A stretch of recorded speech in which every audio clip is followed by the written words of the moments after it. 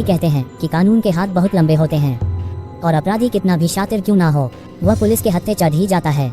लेकिन कुछ अपराधी ऐसे भी हुए हैं जो कभी कानून के शिकंजे में नहीं फंसे और आज भी वह एक रहस्य ही हैं। आज हम आपको ऐसे ही एक कातिल के बारे में बता रहे हैं जिसने 30 से ज्यादा लोगों को मारा, और इतना ही नहीं, वह खुद पुलिस को पत्र लिखकर हत्याओं के बारे में जानकारी देता था। लेकिन लाख कोशिशों के बाद भी पुलिस उसे नहीं पकड़ पाए और वह हमेशा के लिए एक रहस्य बनकर रह गया।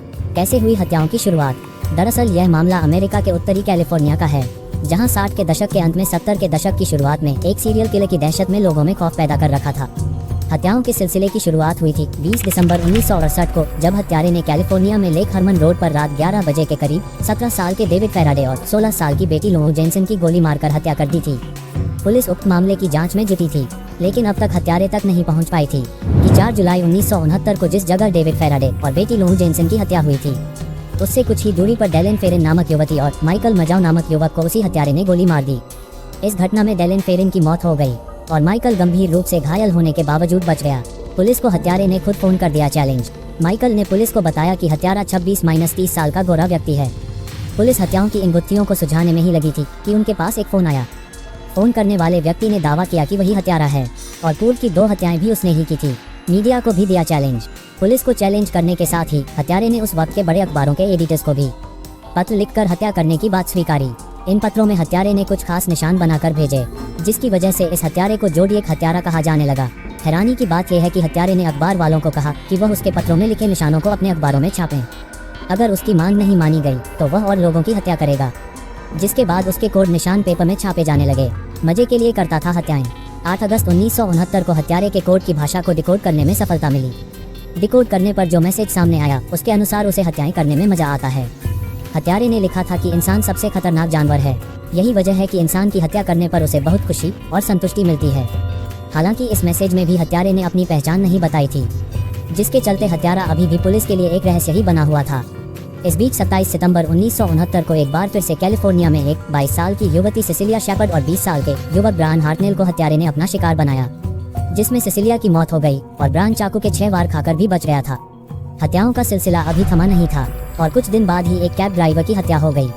इस दौरान हत्यारा अखबारों के एडिटर्स को पत्र लिखकर हत्याओं की जानकारी देता रहा और यह सिलसिला साल 1974 तक चलता रहा। हत्यारे ने अपने पत्रों में दावा किया कि उसने 5 नहीं बल्कि 37 हत्याएं की हैं। हत्यारे ने खत में अपना नाम भी कोड में लिखा था। इसके बाद पुलिस ने एक स्पेशल टास्क फोर्स इस हत्यारे को पकड़ने के लिए लगाई, लेकिन पुलिस को सफलता नहीं मिली। इन 3 पर भूमि शक की सुई। इतनी हत्याओं और सालों की जांच के बाद भी पुलिस के हाथ खाली ही रहे। साल 2002 में पुलिस ने हत्यारे द्वारा भेजे गए खतों से उसका DNA सैंपल निकालने में सफलता हासिल की। द जोडिएक किलर होने की सुई 3 लोगों की तरफ घूमी, जिनमें एक है अरल वेन बेस्ट जूनियर। का हुलिया हत्यारे से काफी मिलता जुलता था। खास बात यह है कि अरल वेन बेस्ट के बेटे गैरी स्टीवर्ट ने ही ये दावा किया था कि उसके पिता ही वह सीरियल किलर हैं। हत्यारे ने जो कोड भेजा था, अरल का नाम भी इस कोड से मेल खाता था। गैरी ने इसे लेकर किताब भी लिखी है। हालांकि अरल का DNA पत्र पर पाए गए DNA से मेल नहीं हुआ। इसके बाद दूसरा शख्स है आर्थर ले अरल।